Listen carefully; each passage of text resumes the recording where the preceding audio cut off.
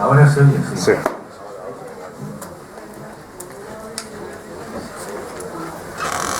Buenas tardes. A ver, esta presentación de Francisco Sánchez Pérez la tenía que hacer Ana Martínez Rus.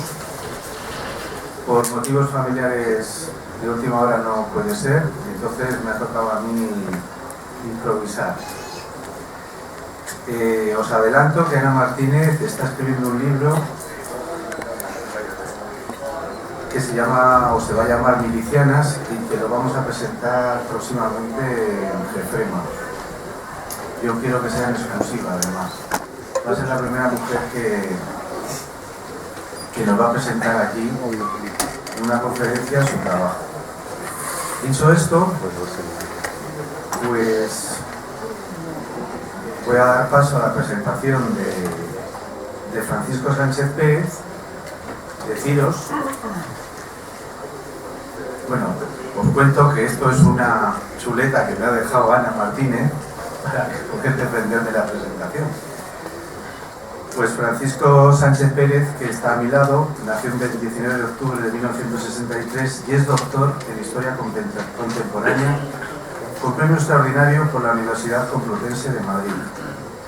En la actualidad es profesor titular de Historia Contemporánea en la Universidad Carlos III de Madrid, con 2 sexenios reconocidos de investigación y 2 quinquenios de docencia.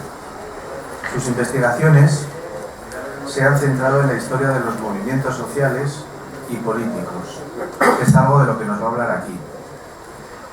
Desde el reinado de Alfonso XIII y la Segunda República, y de la historia urbana y de Madrid en el siglo XX. Y está trabajando en la actualidad en el marco del proyecto financiado por el Ministerio de Economía y Competitividad, la crisis española de 1917, contexto internacional e implicaciones domésticas. Ha presentado comunicaciones y ponencias en más de 20 congresos nacionales e internacionales. Entre las obras recientes de la que es autor o ha colaborado se pueden reseñar Anatomía de una crisis, 1917 y los españoles, el libro editado este año en 2017, Luces y sombras del 14 de abril, la historiografía sobre la Segunda República Española, también editado en este año, la Segunda República Española, que es este libro, del que conforman también en la edición del libro, pues Francisco Cobo Romero, Ana Martínez Rus y Eduardo González Calleja, que lo vamos a tener bien prontito aquí también. De este libro, que se ha inventado, es de las últimas ediciones también, pues sorprendentemente me tiene dicha la editorial que se han vendido unos cuantos miles. Y sigo. También es autor de La España del siglo XX, síntesis y materiales para su estudio, ahí es coordinador. El excelente libro, que muchos de vosotros yo creo que lo conocéis, Los mitos del 18 de julio, en el cual es también coordinador, junto con Calleja, con Fernando, que lo tuvimos ayer, y ¿quién más? Ángel Viñas, exactamente. Bueno, continúo. También es... yo es que como no hago para esto mucho, pues estoy sacando esto como puedo. La España del Frente Popular, edición también del 2011, La España del Frente Popular, Política, Sociedad, Conflicto y Cultura en la España de 1936. 14 de abril, La República, editado por Plaza y Janés, en el 2011, La República del Frente Popular, Reformas, Conflictos y Conspiraciones, y La Protesta de un Pueblo, Acción Colectiva y Organización Obrera, Madrid 1901-1923. Bueno, como veis, tiene un amplio trabajo hecho, y hoy nos va a hablar en concreto, en esta pequeña conferencia, de las huelgas y gobierno en la primavera de 1936. Él es especialista en los movimientos sociales. Quiero que os centréis en eso, porque no se investiga tanto esos hechos como muchos otros historiográficos o solamente muy de cosas que ocurrieron en concreto. Él analiza esos movimientos. Nada más. ¿Lo he hecho bien? Lo mejor que puedo, ¿no?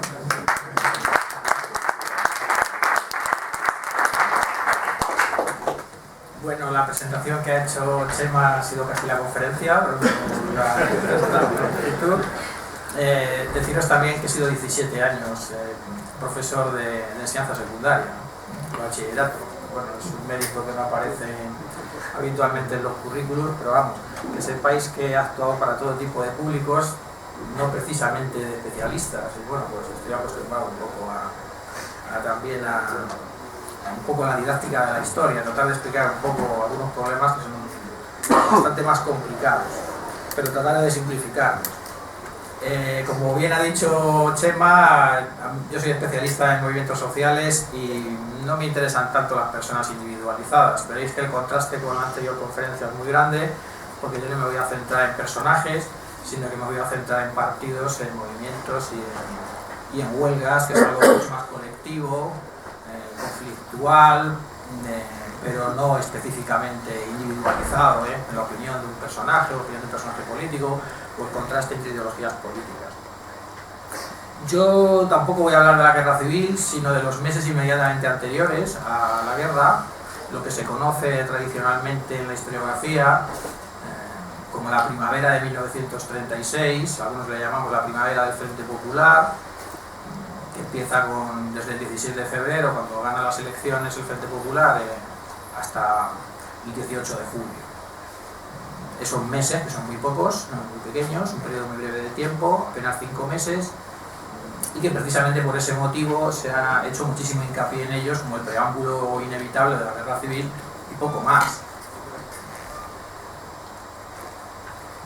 La historiografía nos ha interesado mucho por las dinámicas sociolaborales, por las reivindicaciones colectivas, las huelgas que hubo en la primavera del 36, que hubo varias, algunas importantes, quizás no tan importantes como alguna historiografía conservadora ha dado a entender, o ahora voy a hablaros de esto y voy a discutir un poco las cifras que se han dado y los datos que se han aportado, y también se ha hecho muy poco hincapié en la labor gubernamental. Por eso voy a tratar de hablar a la vez del gobierno y de las movilizaciones que se producen, porque a mi entender están relacionadas. Una de mis tesis es que la legitimidad viene de arriba, pero también las movilizaciones de abajo la respaldan, en unos casos la apoyan y en otros confrontan con lo que representa el gobierno. Y es una dinámica de retroalimentación.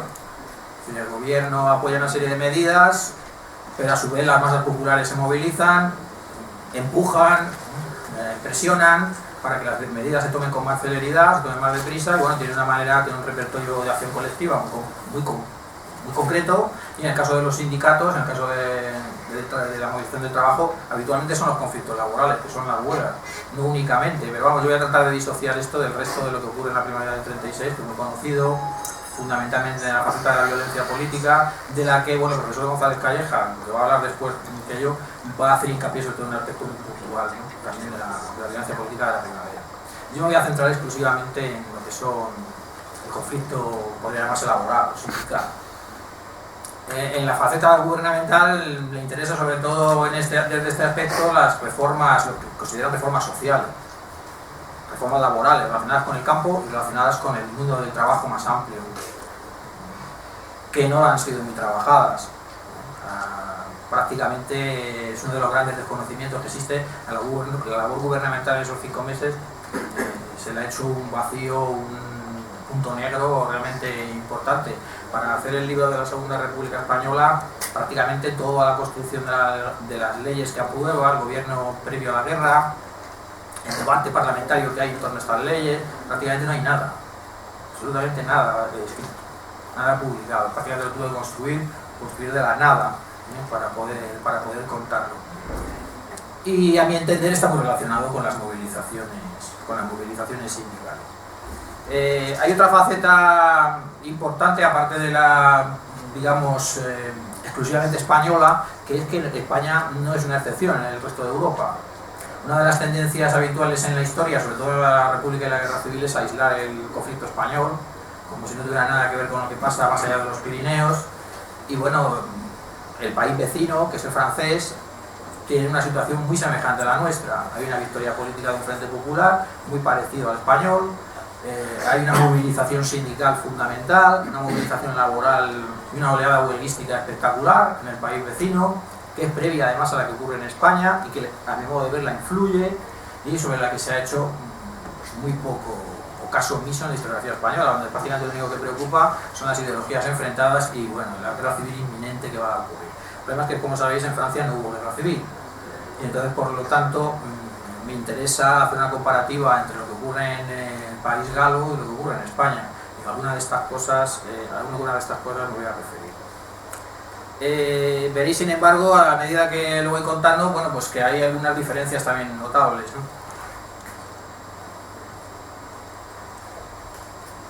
En España se forma el Frente Popular de una manera muy concreta, distinta, como se forma en Francia.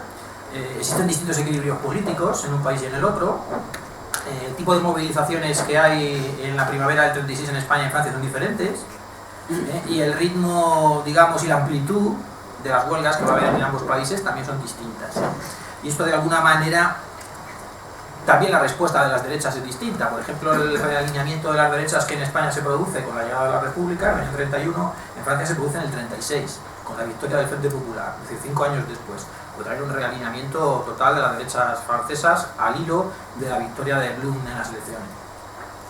Pero mucho después que lo que ocurre en España. Tened en cuenta que los socialistas en Francia no llegan al poder hasta precisamente 1936. En España habían llegado en 1931. Y por lo tanto el planteamiento de la derecha tanto en ambos países también es muy diferente.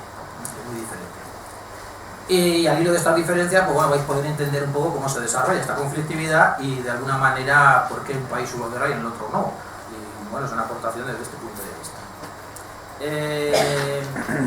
Bueno, supongo que muchos de vosotros sabréis que la coalición que se acordó en España, que se dio a llamar Frente Popular, no se llamaba así, es una coalición de izquierdas, una coalición electoral de izquierdas. Frente Popular es un término que viene del mundo comunista y que se va a asociar con la coalición de izquierdas que se presenta a las elecciones de febrero, pero no inmediatamente, sino que va a pasar tiempo para que se socialice el término.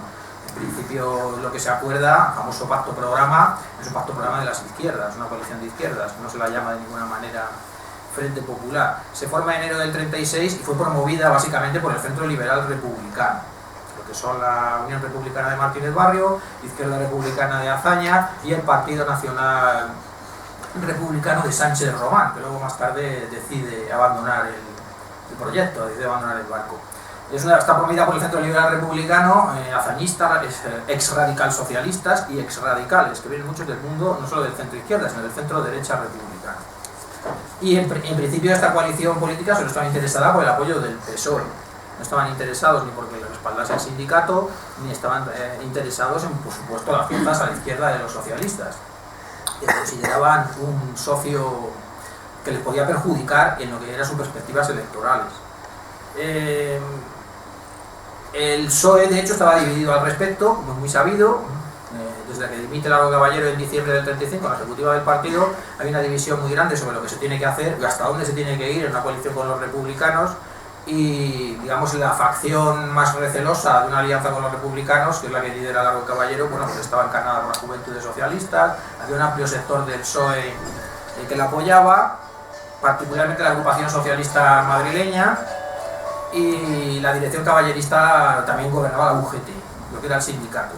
Y fueron decisivos para presionar a la facción de Prieto y a los republicanos para que el Frente Popular, o lo que fue la coalición electoral, se ampliase hacia otras fuerzas a la izquierda del Partido Socialista. Es más, sin la presión de la UGT y de los caballeristas habría sido imposible que esa coalición hubiese incluido no solo al Partido Comunista, sino al POUM y a otras fuerzas que se consideraban de extrema izquierda en la época. En Cataluña tuvo una variante que fue Front d'Esquerra, que lidera Esquerra Republicana de Cataluña, pero más o menos es una posición similar, donde además los marxistas se van a aglutinar lo que será el PSUC, prácticamente se funda con el inicio de la guerra civil. Y del centro derecha liberal prácticamente solo quedan fuera del Frente Popular los lerrousistas, que estaban muy desorientados y muy desarticulados porque su líder había sido acusado por temas de corrupción en el año 35. Y bueno, pues tenían bastantes problemas para poder presentarse, estaban muy desacreditados, nadie los quería como aliados electorales. Estaba el portelismo, que forma un partido, digamos, acunado por el gobierno, que habría estado muy interesado en ir en coalición con Martí de Barrio y con Azaña, pero llega tarde, porque ya ellos han comprometido con el Partido Socialista y con lo que va a ser la coalición de izquierdas, y ya no pueden formar un partido de centro republicano que se presentase a las elecciones en conjunto. Bueno, esto está bastante estudiado. Y están, por supuesto, los conservadores de Miguel Maura, que no habían gobernado durante todo el bienio en coalición con los radicales ni con la CEDAS, en partido habían permanecido al margen. Y tenéis el caso, por supuesto, de Alcalá Zamora, que estaba más o menos aislado, ya casi no tenía plataforma política, era el jefe del Estado, presidente de la República, y que se sabe, por sus propias memorias, que votó a varios candidatos del Frente Popular, aquí en Madrid. Y prácticamente son los únicos que se quedan fuera. Todos los demás de lo que era el centro derecha, los restos de lo que era el Partido Radical, están en el Frente Popular y además van a apoyar la coalición. Por no hablar del PNV, que bueno, no se mostró hostil a la coalición y luego la va a apoyar en guerra, durante la guerra civil, otro partido que no pertenecía en absoluto a la izquierda política española. Bueno, se ha hablado de tres niveles de la coalición política que forma el Frente Popular. Tiene un acuerdo electoral que es exclusivamente para los comicios del 17 de febrero, por lo menos en primera vuelta. Lo de la segunda vuelta no estaba pactado, y más o menos se mantuvo porque la primera vuelta el éxito que se tuvo electoral fue arrollador. Pero bueno, en la segunda vuelta ya no se planteó cambiar de aliados, que era algo que se podía haber hecho. De hecho, en el año 33 hubo cambios de alianzas en la primera y en la segunda vuelta, las elecciones del 33. En segundo lugar, un acuerdo programático de gobierno, porque hay un programa que se apoya, un programa mínimo de actuación, redactado básicamente por los republicanos, en el que prácticamente el Partido Socialista tiene muy poco que decir. Se hacen de hecho algunas apostillas, en el Partido Socialista tiene otras opiniones diferentes a las que aparecen en el programa, pero en el que la Izquierda Obrera prácticamente no participa. De hecho, todos los grupos que están a la izquierda del PSOE, el Partido Comunista, el POUM, bueno, que son todos muy conocidos por la mayoría de vosotros, pues no tienen ni arte ni parte en la formación del gobierno. Simplemente es el Partido Socialista el que de alguna manera los representa, como se dice en el texto, y es el que firma, que los hace firmar a pie de texto, pero vamos, en el texto no tienen prácticamente ninguna colaboración. Y por último tenéis el contexto internacional, porque es una estrategia internacional. Los partidos comunistas desde el año 35 están abocados a las coaliciones con burgueses y con socialdemócratas, y por lo tanto tienen la luz verde y el visto bueno de Stalin, y tienen el visto bueno desde Moscú, y por lo tanto pueden participar en este tipo de coaliciones. Lo hacen en Francia, lo hacen en España, también lo van a hacer en Chile un poco después, y esto es de alguna manera la razón por la que los partidos comunistas aparecen allí. El motivo por el que está el POUM es bastante más discutible, ¿no? El POUM, que es un partido antiestalinista, también aparece en la coalición del Frente Popular, para recibir además una condena de Trotsky por esto, que va a romper con ellos, por meterse en una coalición que se consideraba una coalición burguesa para ganar unas elecciones. Y en mi punto de vista es que el POUM se introduce en la coalición del Frente Popular, pero no quiere quedarse aislado en el contexto de Cataluña. Habría sido el único partido de toda la izquierda obrera que se habría quedado fuera, y bueno, habría sido muy mal visto probablemente por su militancia. Para mí es el motivo fundamental, porque están los dos, los estalinistas y los antiestalinistas, están todos metidos en la coalición del Frente Popular en este momento. Bueno, pues de alguna manera es una combinación de estos tres niveles: acuerdo electoral, acuerdo programático y estrategia internacional. Y cada uno de estos partidos tiene una visión distinta de lo que es realmente el Frente Popular. Uno lo consideran solamente apto para las elecciones o para ganar las elecciones, traer la amnistía, evitar la represión, los efectos de la represión de octubre del 34. Otros lo que quieren fundamentalmente es darle contenido, convertir una especie de coalición obrera permanente, siguiendo las directrices de Moscú, y otros recelan mucho de aliarse con los republicanos. El pacto al que se llega es que los republicanos van a gobernar, pero la izquierda obrera se va a quedar fuera.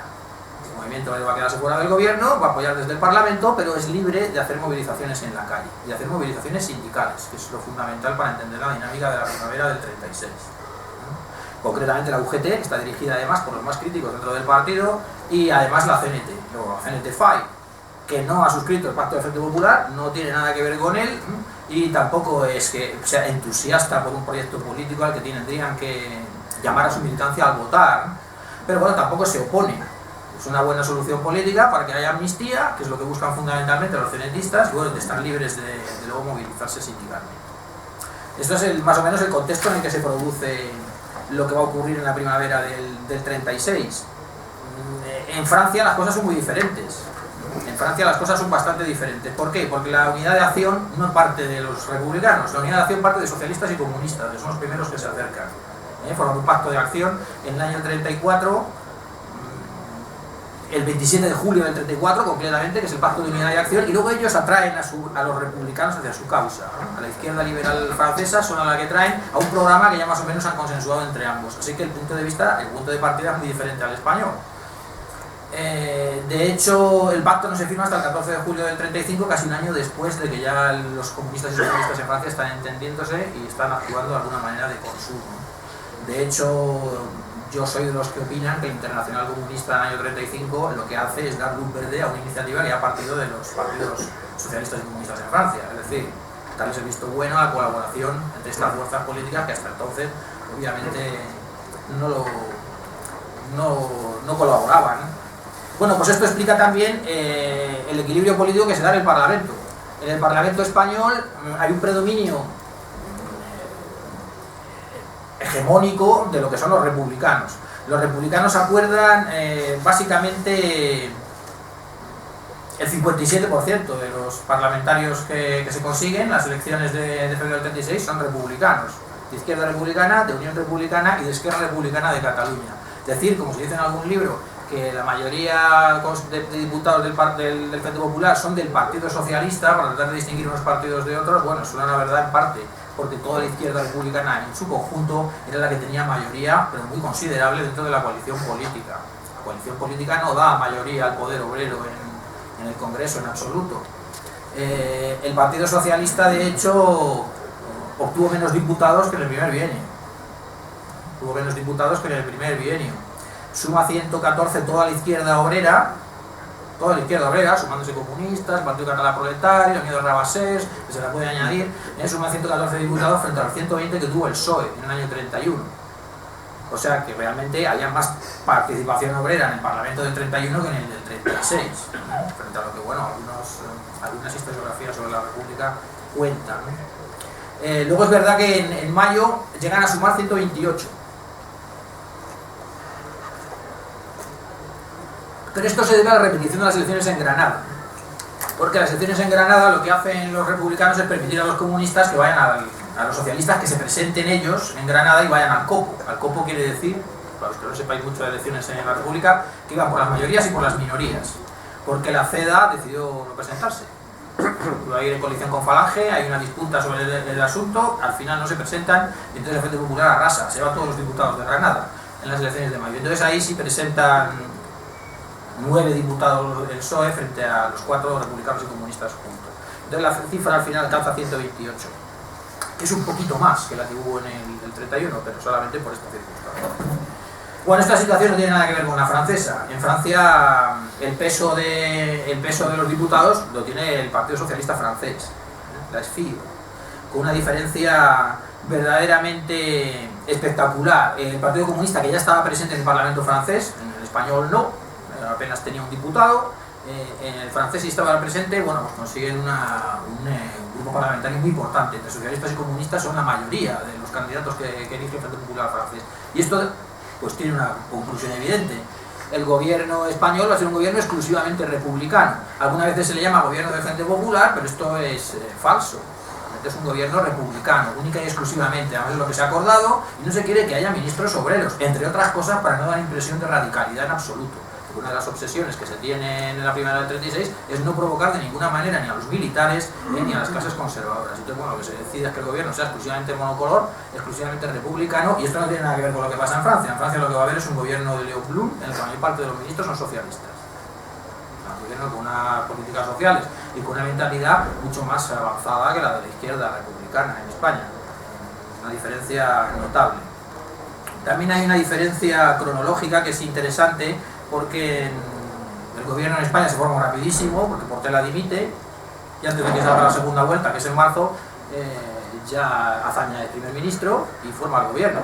Mientras que en Francia hay que esperarse a las 2 vueltas en las elecciones. Blum no quiere de ninguna manera coger el gobierno antes de que se haga la segunda vuelta, y hay prácticamente un mes de interín entre que se han terminado las elecciones y se va a formar el gobierno. Y en ese mes es cuando se va a producir la oleada huelguística en Francia. que se va a desatar de una manera espectacular en mayo del año 36. Esto no tiene nada que ver con lo que pasa en España, donde en España en febrero, en marzo, en abril, prácticamente no hay una sola huelga en el país y empiezan en mayo, casi 3 meses después de haber ganado las elecciones el Frente Popular, una dinámica muy distinta. Y después de la francesa, frente a lo que dice Stanley Payne, que se hace un lío tremendo con las fechas, en su biografía de Franco, empieza a contarnos que las huelgas de Francia son antes que en España, y bueno, un pifostio brutal. Y bueno, pues es que no es así, las huelgas francesas empiezan antes y además inspiran a las españolas. Esta es la auténtica realidad. Así que bueno, tenéis un peso de la izquierda obrera mucho más notable en Francia que en España, y esto va a también notarse en la conclusión de cómo se cierra el conflicto obrero en ambos países. No es lo mismo la acción de un gobierno socialista de Blum, como vamos a ver, que va a llegar a los acuerdos de Matignon, y una decisión para todo el país, no es lo mismo que lo que hace el gobierno republicano. El gobierno republicano va a tratar de combatir y de afrontar la huelga de una manera parcial los problemas localizados, sin dar una decisión de tipo nacional, y bueno, va a ser mucho más complicado cortar una oleada huelguística que en España se alarga hasta la guerra civil. O sea, el 18 de julio la guerra civil, y aquí en Madrid está en la huelga general de la construcción, que no ha terminado en absoluto. Un conflicto muy serio. En Francia se soluciona en prácticamente meses, en prácticamente semanas. Cuando el gobierno coge los bártulos, en julio coge los bártulos Blum, decide hacer un acuerdo global y cortar la protesta. Tenéis también una diferencia fundamental. En Francia colabora con el Frente Popular de manera activa, y además es uno de los firmantes, lo que se llama en Francia la Rassemblement Populaire, el Frente Popular, la CGT, la Confederación General del Trabajo de León Jouveau, colabora, y además es firmante, es un sindicato que va a apoyar activamente de una manera intensa lo que es el Frente Gubernamental, el Pacto Gubernamental, y además va a trabajar para que los huelguistas vuelvan a su casa, y vuelvan al trabajo y abandonen su postura en Francia. Aquí en España es muy diferente. La UGT entra con muchas reticencias al pacto, como ya os he explicado, y la CNT no entra en el pacto en absoluto. Así que por lo tanto la posición sindical, la postura sindical también va a ser muy diferente allí que aquí, entre otras cosas. Tenéis el tema del programa. Bueno, el programa también se nota mucho. Se ha solido decir que el programa del Frente Popular Español viene a ser una especie de reedición o reactivación, si se quiere, de las políticas del primer bienio. Bueno, esto es así hasta cierto punto, hay que matizar. En el programa que presenta el Frente Popular, por ejemplo, el tema de la nueva ley de reforma agraria o de las expropiaciones de la tierra, que era algo estrella en el año 31, ya no son el programa estrella del programa del año 36. Lo que es estrella son la revisión de los desahucios practicados, esto sí es un tema estrella, la nueva ley de arrendamientos que hay que hacer, que viene en el programa del Frente Popular, la política de asentamiento de familias campesinas, a ser posible por vía de emergencia o por vía de urgencia. Se ha reflexionado que es mucho más importante asentar a los campesinos y que no sean los propietarios, sino que accedan al usufructo de la tierra, que a proceder a expropiaciones que son lentísimas, tienen un proceso legal muy complicado y que más hay que pagar las indemnizaciones elevadísimas. Y esta revisión del programa, este deslizamiento, se va a provocar también en la política gubernamental que se va a hacer, y en la movilización de los campesinos también, en la movilización sindical, que ya no está tan pendiente de que se expropien las tierras, sino de entrar a cultivarlas. Son cosas diferentes. En el tema de se habla, hacer especial énfasis en la política de obras públicas, en el programa de Frente Popular. En esto hay una lección del segundo bienio, que se aprende muy bien, de la ley Salmón, es decir, una manera efectiva de atacar o atajar el tema del desempleo es con una política de obras públicas. Para poder gastar dinero hay que recaudar, y también se incluye una reforma fiscal que se va a tratar de abordar en los años del 36 y que no se abordó en el 31, no se abordó en el 32 de manera suficiente y tampoco se abordó en el año 33. Y bueno, por supuesto, restablecer la legislación social del primer bienio. En esto es muy ambiguo el programa, no se dice en ningún momento que se vayan a restaurar los jurados mixtos, tal y como se habían abordado en el primer bienio, y de hecho se va a retrasar muchísimo el tema de los jurados mixtos hasta el punto de que van a empezar las movilizaciones sindicales en mayo y el gobierno todavía no ha hecho nada para restablecer los jurados mixtos del primer bienio. Y los sindicatos empiezan a presionar. De hecho, esto se ha estudiado bastante bien, llega la guerra y no están abordados los jurados mixtos. Los jurados mixtos no se han vuelto a reconstituir. Para hacer frente a la huelga, lo que va a hacer el gobierno es colocar jurados mixtos circunstanciales para cada uno de estos conflictos, para tratar de resolverlos. porque los jurados mixtos de primer bienio, desde el año 34, están que no operan, no funcionan. Esto además permitió a los sindicatos mucha libertad para las negociaciones, para los conflictos y para colaborar entre ellos. Porque uno de los problemas de la CNT, como supongo que todos muchos sabéis, ya lo han comentado en la conferencia anterior, es que la acción directa impedía a la CNT a acudir a los jurados mixtos y permitir la mediación del Estado. Si los jurados mixtos no operan y no acudimos a los jurados mixtos, la colaboración sindical es más fácil. Y por lo tanto, algunas de las huelgas que se producen en la primavera del 36 son de colaboración entre la UGT y la CNT. La huelga de la construcción de Madrid es quizá el ejemplo más señero. No una coalición bien avenida, por supuesto, porque va a haber conflicto, pero una colaboración que había sido muy rara. No totalmente exótica, pero sí muy rara en los años precedentes. También es interesante, aunque yo de este tema no voy a hablar, pero que si os leéis bien el programa de Frente Popular, no se hace una sola mención a la Iglesia en él. Ni una sola mención. Un tema que, bueno, había sido un tema estrella, prácticamente de las Cortes en el año 31. Uno de los temas, como sabéis, más polémicos. Ni una sola mención. No se hace una mención a los subsidios del clero, ni a la ley de congregaciones, si se van a establecer o no.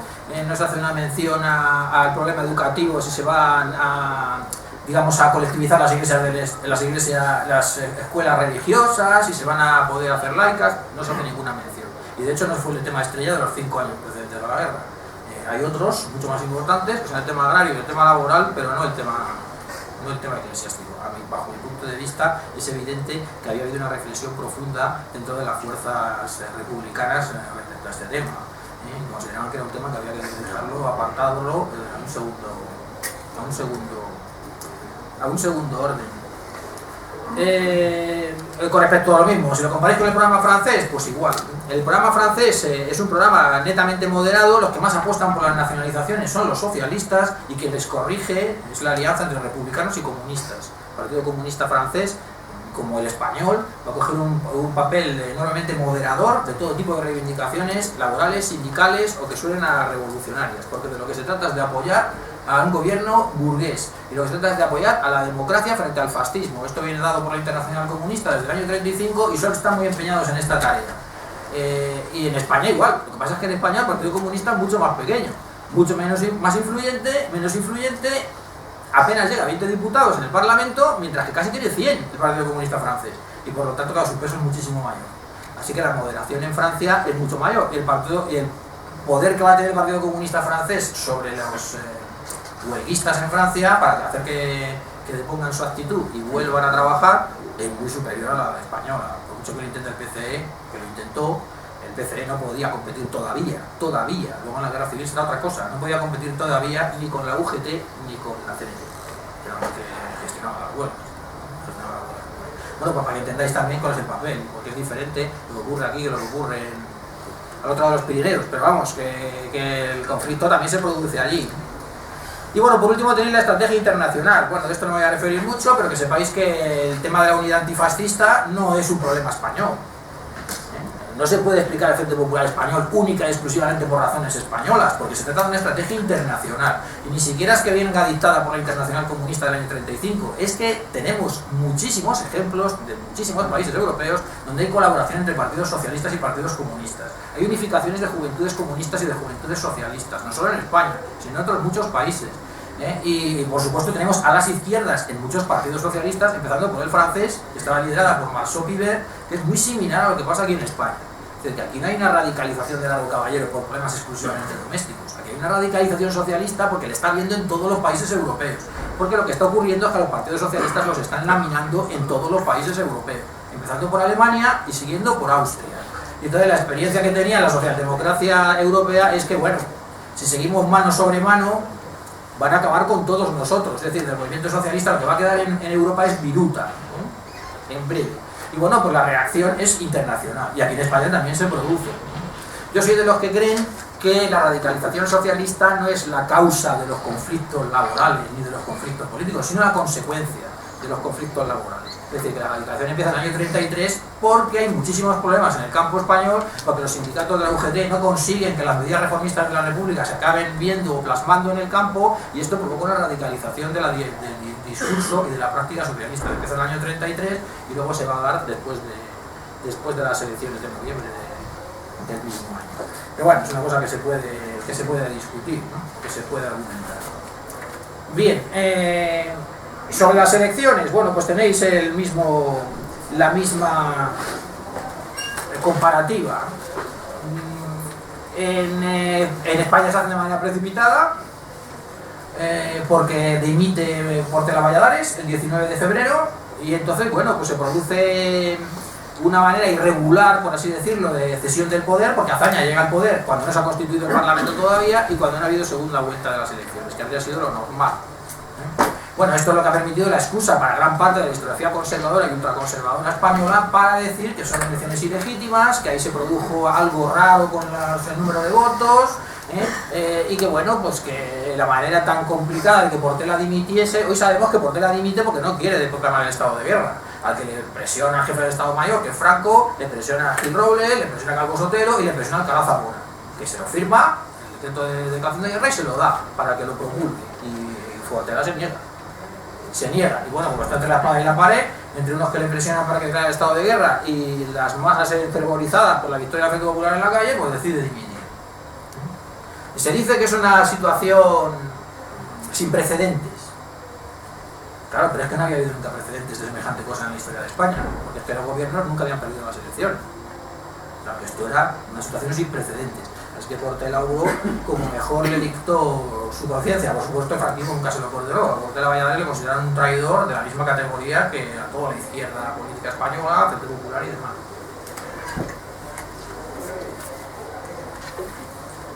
Bien, tenéis este tema con las elecciones. En Francia no ocurre nada de esto, porque las elecciones en Francia son el 26 de abril la primera vuelta, el 3 de mayo la segunda, porque también había dos vueltas en Francia como en España, pero lo que hace Blum tras la victoria del gobierno pues es estar un mes, se constituye la asamblea y después forma el gobierno. Es en el mes en el que se producen las huelgas en Francia. En España, sin embargo, hay que esperarse bastante más tiempo, pero son antes. Las huelgas francesas son antes, son muchísimo más amplias.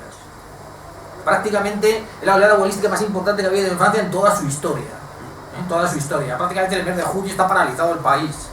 Lo que hacen los trabajadores franceses, sin colaboración ni cooperación sindical de ninguna clase, porque se saltan completamente la disciplina sindical, gran parte de las fábricas que se ponen en huelga, por no hablar de los centros de comercio, las tiendas, los pequeños comercios, las oficinas, no había prácticamente personal sindicado, lo que hacen es apoderarse de los centros de trabajo. Se cierran, duermen allí, no salen. Lo que llaman la huelga sur l'étage, que le llaman en Francia, es decir, sobre el trasero, huelga de brazos caídos, que es como le llamamos en España, donde no estaba nada extendido este tipo de conflicto.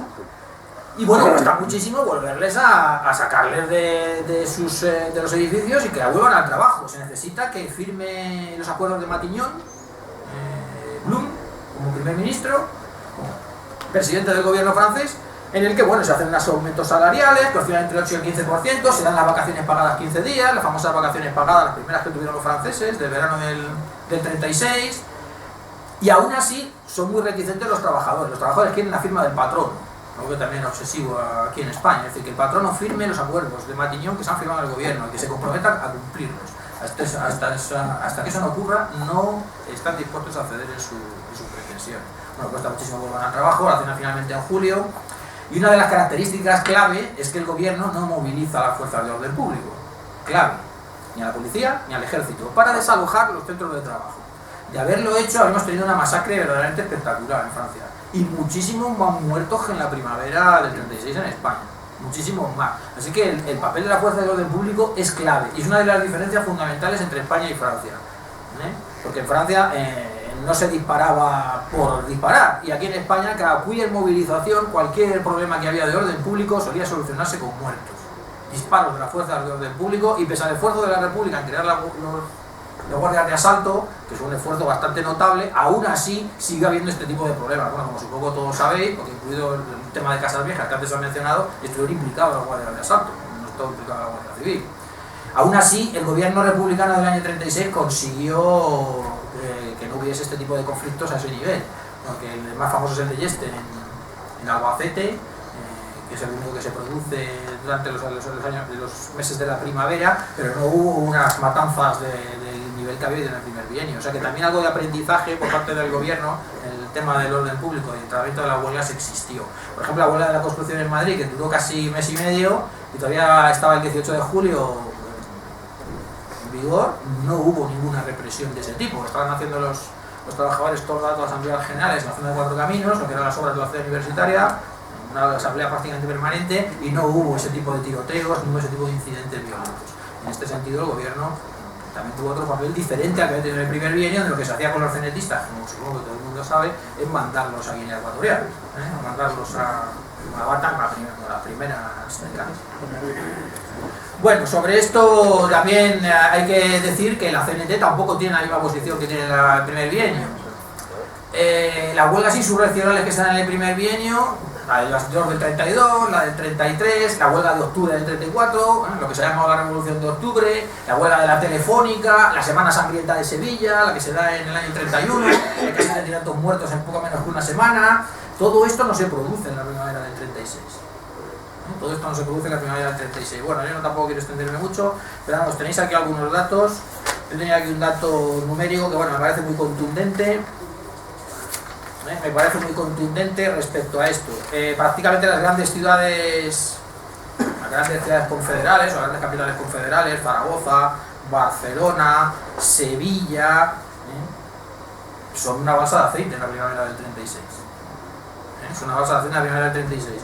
Tenéis el dato de Zaragoza capital, que vamos, es muy ilustrativo. En el año 36 hubo una huelga en Zaragoza de ferroviarios, frente a más de 30 todos los años, en 1931, 1932 y 1933. En Sevilla ciudad hubo 13 huelgas, concentradas en mayo y junio, frente a 67 en 1931 o 27 en 1933. De las 13 huelgas que os he mencionado, 9 en conflictos muy localizados y una sola huelga general en toda la primavera del 36. Algo excepcional en Sevilla, porque es que hubo 15 huelgas generales entre el año 31 y el año 34 y 12 solo entre el 32 y el 33. En Barcelona y en Cataluña, bueno, han llegado a hablar los historiadores catalanes de el oasis catalán, entre comillas. Hasta tal punto la conflictividad disminuyó. Una ciudad que había sido prácticamente ingobernable en el primer bienio. Sobre todo para los que hablan de la primavera trágica, de enorme violencia, que conduce inevitablemente a la guerra. Bueno, si alguien me pregunta, luego puedo hablar sobre las cifras, porque tenemos poco tiempo, las cifras globales que se han dado, sobre el número de huelgas que se da, que además se concentra en un trimestre, es algo muy peculiar, entre mayo, junio y julio. Así que empiezan desde febrero, es decir, el momento en que gobierna el... Y bueno, intentó cortarlas el gobierno, nombró a Joan Lluís, que era de la Esquerra Republicana de Cataluña, lo intentó nombrar ministro de Trabajo, junio, para que afrente lo que se le viene encima, que sobre todo la huelga de la Constitución en Madrid y tal. Pero sin jurados mixtos. Por lo tanto, hay muy poco margen para la negociación y por lo tanto hay que crear un jurado mixto que se encargue exclusivamente de este tipo de conflictos. Pero vamos, tenéis el caso de Madrid, con esto termino. El caso de Madrid ha distorsionado mucho el tema de las huelgas en la primavera del 36. ¿Por qué? Porque en Madrid sí que hubo una huelguística importante, en junio, julio, mayo, estos meses inmediatamente de la guerra. Y Madrid era la capital, donde estaban todos los medios de comunicación, donde la visibilización de los huelguistas y la visibilización del paro de la actividad hizo muchísima presión sobre una especie de país ingobernable, que luego se lleva mucho al imaginario colectivo de la guerra civil y sobre todo del franquismo posterior. Pero a nivel global, los estudios locales que tenemos y que conocemos matizan mucho esto de las huelgas que hubo en la primavera, sobre todo en el campo. No hay un solo estudio, no hay un solo estudio local que conozca yo, y me he trabajado bastantes, en el que se hable de más huelgas en el 36, en la primavera del 36, que en el primer bienio, por lo menos hasta el 34, el 31 y el 34, que fue muchísimo más violento. Bueno, desde el 30, realmente la oleada huelguista empieza antes de la República, es decir, con la caída del Primo de Rivera, el 30 y el 34, pese a lo que mucha historiografía ha tratado de mostrar. Y conmenciona las invasiones de tierras, las invasiones de fincas, la más famosa, que es la de Badajoz, que ha estudiado Francisco Espinosa, que es uno de los mejores que lo ha estudiado.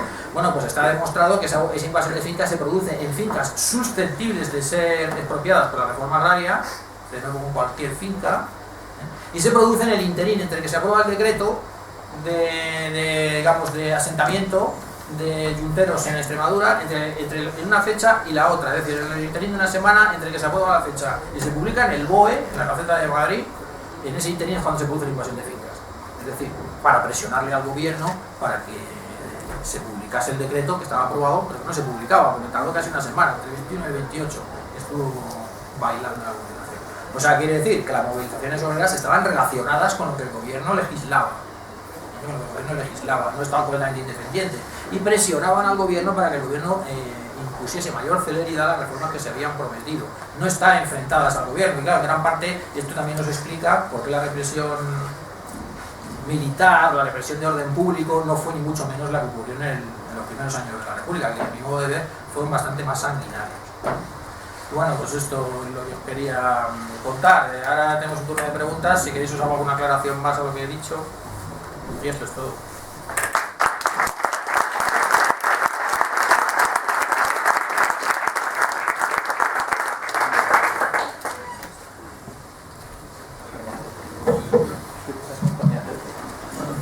¿Hay alguna pregunta?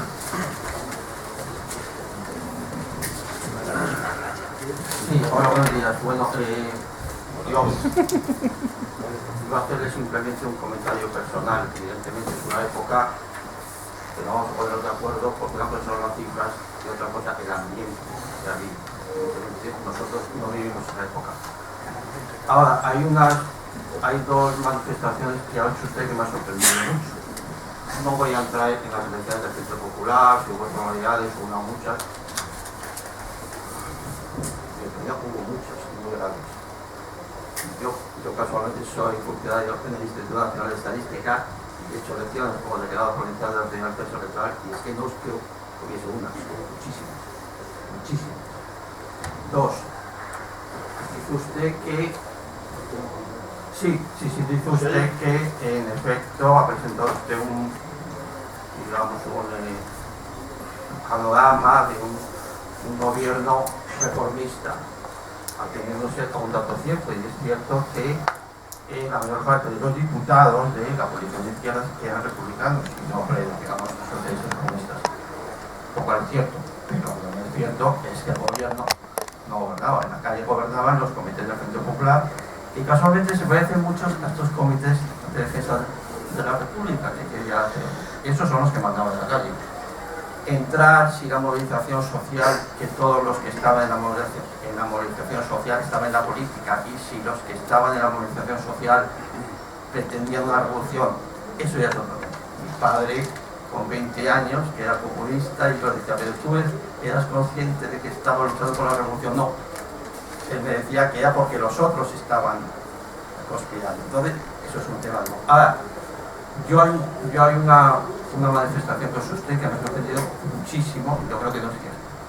Es decir, no se puede decir que en el acuerdo del Frente Popular no se hizo mención de la Iglesia, y en efecto, es que no era necesario. No vamos a hablar de la ocupación de iglesias, prohibición del culto, prohibición de iglesias. No era necesario porque el tema capital, que era la educación religiosa, como en diciembre del 33, en diciembre del 31 se aprobó en 2 años, es decir, en diciembre del 33 iba a suprimirse completamente, como en diciembre del 33, digamos que cayó el gobierno Azaña, pues eso se aplazó. Y simplemente en cuanto que llegó el Frente Popular en mayo, en los centros de Aleja, donde entraron milicias socialistas a desalojar los colegios estando los niños, y automáticamente se iba a suprimir toda la enseñanza religiosa, simplemente diciendo que se aplicaba la legislación de diciembre del 31. Por eso el acuerdo del Frente Popular no necesitaba mencionar a la Iglesia, puesto que ya simplemente se iba a aplicar, y en muchas ciudades no se esperó a la terminación del curso, puesto que esto fue en mayo, cuando salió la legislación ya, digamos, retomando la disolución de la enseñanza religiosa, sino que estando a 2 meses de la finalización del curso se echó a los niños a la calle en muchas ciudades de España. Luego, evidentemente, y es verdad que en el acuerdo del Frente Popular no se mencionaba la Iglesia, porque no era necesario, pero sin tener en cuenta todos los temas de, digamos, la violencia, que ese es otro tema. No era necesario, ya se iba a aplicar, y en mayo salió el decreto, en el sentido de decir que el próximo año, el curso 37-37, se suprimió la enseñanza religiosa completamente.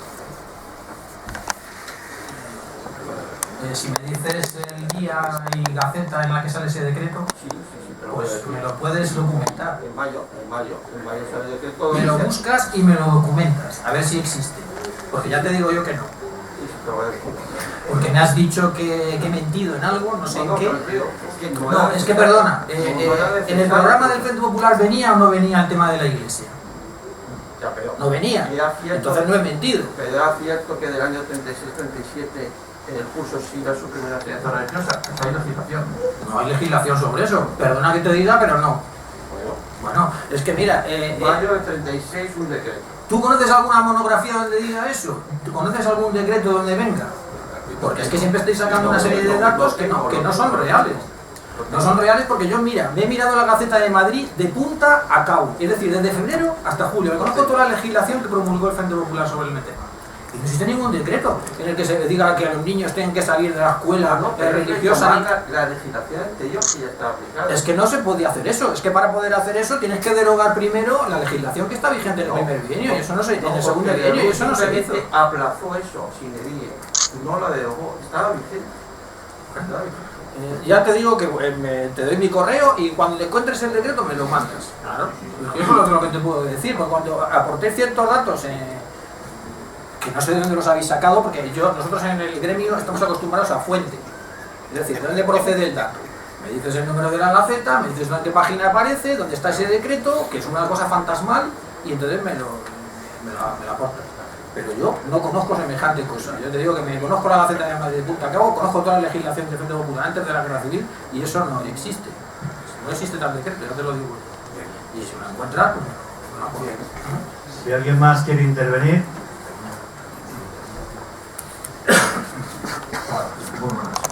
Me interesa mucho el paralelismo que ha mencionado en varias veces entre la situación española y francesa. Se podía interpretar que la situación en Francia hubo una guerra civil paliada por la ocupación nazi y después el gobierno colaboracionista y tal, que quizás fue una lucha de clases derivada de forma más blanda que la que evidentemente que la que hubo aquí en España. Es que como ha incidido bastantes veces en la paralelismo, cierto paralelismo y comparación entre de España y Francia, me gustaría saber si profundiza un poquitín más en este aspecto. Sí, lo cierto es que el régimen de Pétain, en 1940, la Francia de Vichy, usó el periodo del Frente Popular y concretamente estos meses de extensión del movimiento huelguístico en el país, de esta toma de fábricas, esta toma de centros de trabajo, lo usó como emblema de la antifrancia, pero que no debía ser Francia. O sea que ese tipo de discurso fue muy parecido al que se usó aquí en la España franquista, es decir, ese era el modelo de lo que no debía ser Francia de ninguna de las maneras. Lo que ocurre es que, como es sabido, Francia tenía otro tipo de tradiciones, un Estado republicano que databa de 1871, siendo un poco generoso desde 1879, un Estado laico, un Estado en el que el ejército no tenía la tradición golpista que tenía en España, no venía de una dictadura de Primo de Rivera que había durado casi 7 años antes de la Segunda República y de la que sale casi todo el personal político que va a formar después con el franquismo. Esto no existía en Francia, es decir, tenía otro tipo de tradiciones. Y entonces, de alguna manera, el Frente Popular y después la República burguesa de los años 37, 38 aguantó el tirón, es decir, no tuvo un ejército golpista que se encargase de hacer lo que hizo aquí en España, ¿no? Y hubo que esperar a la derrota alemana, como tú bien has dicho. Entonces la derrota alemana sí facilita de alguna manera que este régimen se constituya. Aún así, como sabido, incluso en Francia se creó un régimen que es bastante similar al de Franco, muy parecido, que es el régimen de Pétain. No sé si te he contestado. Bueno, pues cerremos, vamos un poco más de tiempo. Sí, yo quería hacer una última pregunta. Entre mayo del 36 y julio del 36, como nos has hablado de las huelgas y de los muertos que hubo en esas huelgas, ¿en cuánto puedes cuantificar en esos 3 meses, si se saben datos, gente que murió a consecuencia de las huelgas? Bueno, yo los datos no los he traído, pero hubo muchos muertos en la primavera del 36 en España. Es un contraste además muy grande con lo que pasa en Francia. Yo he tratado de daros alguna pista por dónde van los tiros. El profesor González Calleja sabe más de esto, porque además tiene, vamos, lo que yo considero un libro de referencia, aunque algunos no se han enterado, pues un libro de referencia en la profesión, que es Cifras Cruentas, donde, bueno, cuenta los muertos, no ya solo en el periodo de la primavera 36, sino de toda la República, ¿no? Y más o menos a qué se deben, provocados por violencia política y social. En el año 34 es el mayor. Por violencia política y social, sí, bueno, el 34... Bueno, el 34 es el mayor, pero vamos, quiere decir que en la primavera del 36, ahora entra por la puerta el profesor Eduardo y se lo puede preguntar un poco más detalle, porque él sabe, lo de los defunciones lo sabe mejor que yo. Pero vamos, sí que conozco el dato porcentual, que es lo que has preguntado y sí te lo puedo aportar. Más o menos entre el 60 y el 66% de los muertos que se conocen, porque luego están los que, digamos, no se sabe muy bien el motivo por el que fallecieron, entre febrero y julio del 36, entre el 60 y el 66% son provocados por la fuerza del orden público, por la fuerza del orden público que disparan a matar, las movilizaciones campesinas, en las protestas obreras, en las manifestaciones, en los amotinamientos, en los intentos de asaltos a centros de la prensa o de derecha que disparan, y hay que sumarle el terrorismo de extrema derecha, que es el tema que va a hablar de González Calleja. Bueno, pues si sumáis ambas cifras, os viene a dar entre el 60 y el 66% de todos los muertos. Es decir, que no fue consecuencia de la violencia revolucionaria, como a veces se ha dicho, sino que es una consecuencia directa de la represión del Estado y de las fuerzas de extrema derecha que por su parte también actúan con una violencia, bueno, voy a poner algunos ejemplos, Eduardo, me imagino, en su conferencia, que es muy notable, Y esto es lo que te puedo decir, no te puedo decir la cifra exacta, pero vamos, anda entre los 300 y algo, que son muchos, que tener en cuenta que son muy pocos meses, previos a qué tipo de conflicto es, qué tipo de violencia es. Sabemos que es una violencia muy localizada, muy rural, muy callejera, no se da en los grandes centros urbanos, tampoco se da, como se ha dicho, entre conflictos entre milicias políticas, que eso tampoco se produce. Es algo, por ejemplo, muy típico en Alemania. Gran parte de los muertos son porque los nazis y los comunistas se enfrentan en batallas callejeras, pero esto no ocurre en España. En España son conflictos muy puntuales, donde hay un muerto o dos muertos, porque hay una reyerta, generalmente en las áreas rurales, y es el origen de la mayor parte de los muertos. La gran matanza de la primavera del 36, creo que ya la he contado, que es la de Yeste, en Albacete, que son aproximadamente algo menos de 20 en un solo incidente, es muy poco comparable a los grandes incidentes de violencia campesina con la Guardia Civil en el primer bienio, en mi opinión. Por no hablar de octubre del 34 como ha sugerido, ¿no? Es una cosa diferente. Pero que violencia hubo, esto es innegable.